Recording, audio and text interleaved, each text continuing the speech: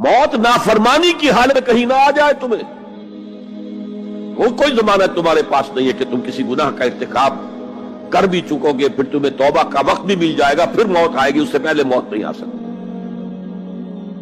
کیا معلوم عین اس گناہ کے ارتکاب کے دوران موت آ جائے، وہ موت کیسی ہوگی؟ شاید آپ کے علم میں ہو، لکھنؤ کے ایک بہت بڑے شاعر تھے اور ان کی موت بہت ہی مکروہ حالات میں ہوا، رات کو 2-3 بجے، جس کو آپ انگریزی میں کہتے ہیں in the small hours of the morning, شراب خانے سے نکلے، نشے میں دھت، چکر آیا، گرے،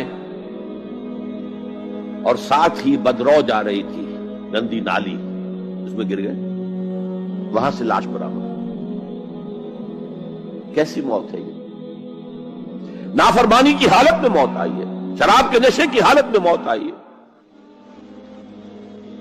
اور کیا یہ ممکن نہیں ہے کہ کوئی شخص بدکاری کا ارتکاب کر رہا اور عین اسی فعل کے دوران موت آ جائے؟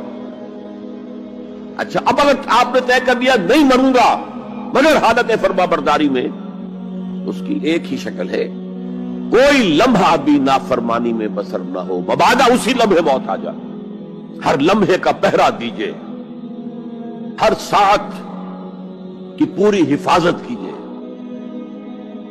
کہیں نافرمانی کا کوئی ارتکاب نہ ہو اور عین اس حالت میں کہیں موت نہ آئے۔ میں وہ حدیث آپ کو سنا چکا ہوں،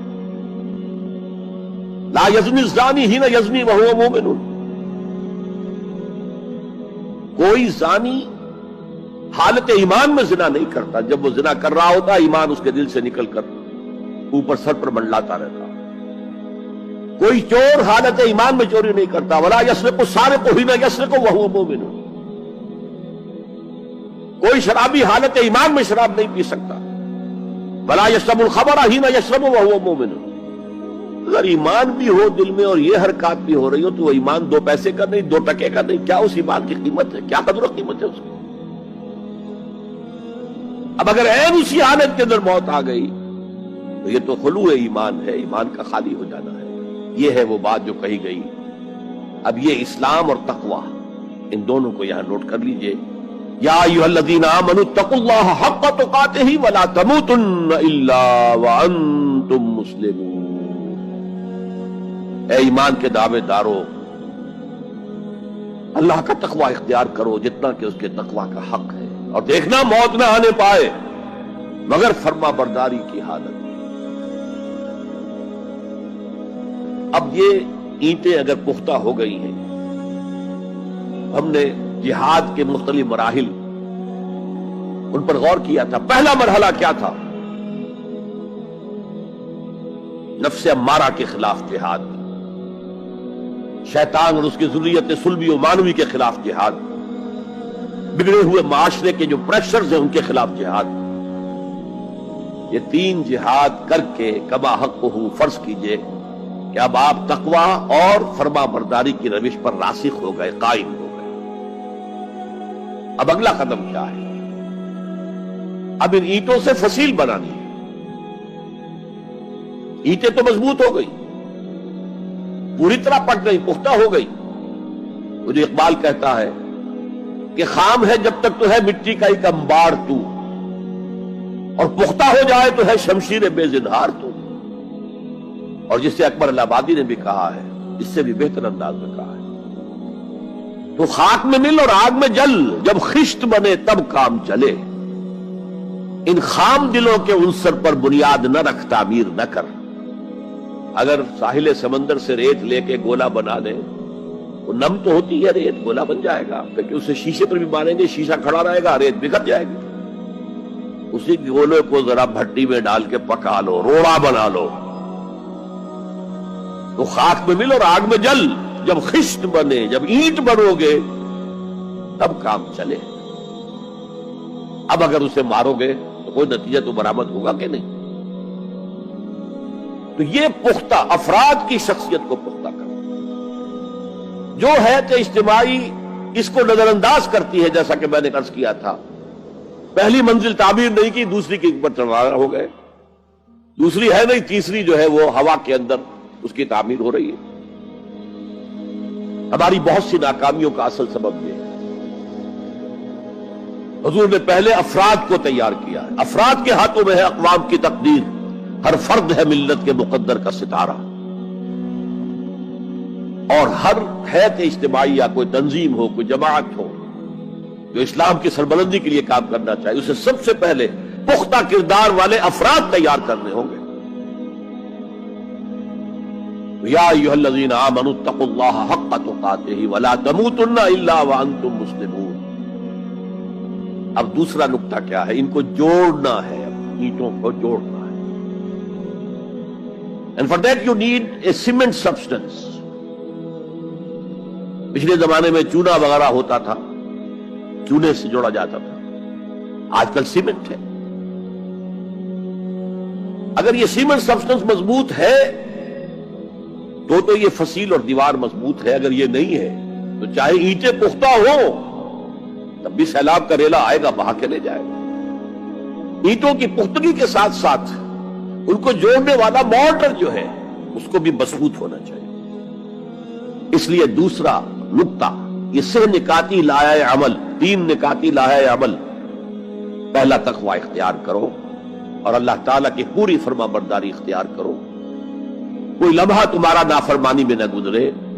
اب وَاعْتَصِمُوا بِحَبْلِ اللَّهِ جَمِيعًا وَلَا تَفَرَّقُوا، چمٹ جاؤ اللہ کی رسی کے ساتھ مل جل کر اور تفرقے میں نہ پڑو۔ اعتصام عصمت سے بنا، عصمت حفاظت کو کہتے ہیں۔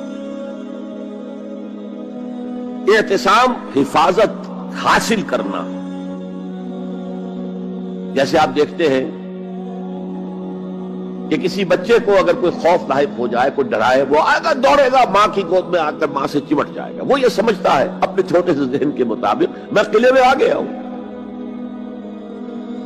یہ دوسری بات ہے کہ کوئی شفاق انسان، جیسے فسادات ہوتے ہیں یا جیسا کچھ سن 47 میں ہوا تھا، کوئی شفاق بھیڑیا صفت انسان آئے، بچے کو کھینچے ماں کی گود سے، اچھالے اور کسی نیزے میں پرو لے۔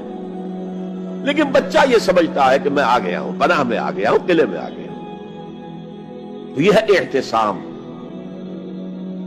اور عجیب بات یہ ہے کہ جو اس سورہ مبارکہ کی جو ہم نے شروع کی ہے آیات، وہاں سے ایک آیت پہلے جو ہے 10ویں رکوع کی آخری آیت، وَمَنْ يَعْتَصِمْ بِاللَّهِ فَقَدْ هُدِيَ إِلَىٰ صِرَاطٍ مُسْتَقِيمٍ۔ یہاں حبل اللہ نہیں ہے، جو اللہ کے ساتھ چمٹ جائے تو اس کی ہدایت تو ہو گئی صراط مستقیم کی طرف، اللہ سے جڑ جاؤ۔ سورہ حج کی آخری آیت کے بھی آخری الفاظ یہی ہے، وَاعْتَصِمُوا بِاللَّهِ فَأَقِیمُوا الصَّلَاةَ وَآتُوا الزَّکَاةَ وَاعْتَصِمُوا بِاللَّهِ۔ وہ تمہارا پشت پناہ ہے، وہ مولاکم وَنِعْمَ الْمَوْلَى وَنِعْمَ النَّصِيرُ، کیا ہی اچھا ہے وہ مولا، پشت پناہ، مددگار، حمایتی، کیا ہی اچھا ہے وہ مدد کرنے والا۔ تو وہاں پر بھی وَاعْتَصِمُوا بِاللَّهِ، وہی لفظ یہاں آیا، وَمَنْ يَعْتَصِمْ بِاللَّهِ فَقَدْ هُدِيَ إِلَىٰ صِرَاطٍ مُسْتَقِيمٍ۔ اب یہاں سوال پیدا ہوتا ہے وہ حبل اللہ کون سی ہے؟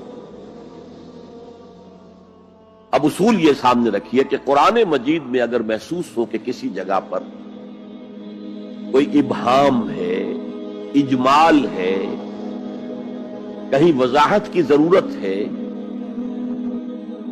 تو یہ حق ہی نہیں فرض ہے محمد الرسول اللہ صلی اللہ علیہ وسلم کا کہ اس کو بیان کریں، واضح کریں، تبیین کریں۔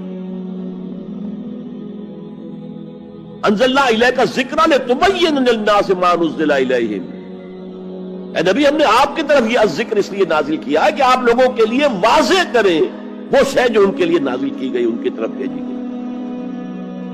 آج ایک عظیم ترین فتنہ ہمارے ہاں جو ہے وہ انکار حدیث کا ہے۔ وہ گویا کہ حضور کو یہ حق ہی دینے کو تیار تھے کہ قرآن مجید کی آیات کی توضیح کریں، تبیین کریں، جہاں کہیں کوئی سوال پیدا ہو اس کا جواب دیں۔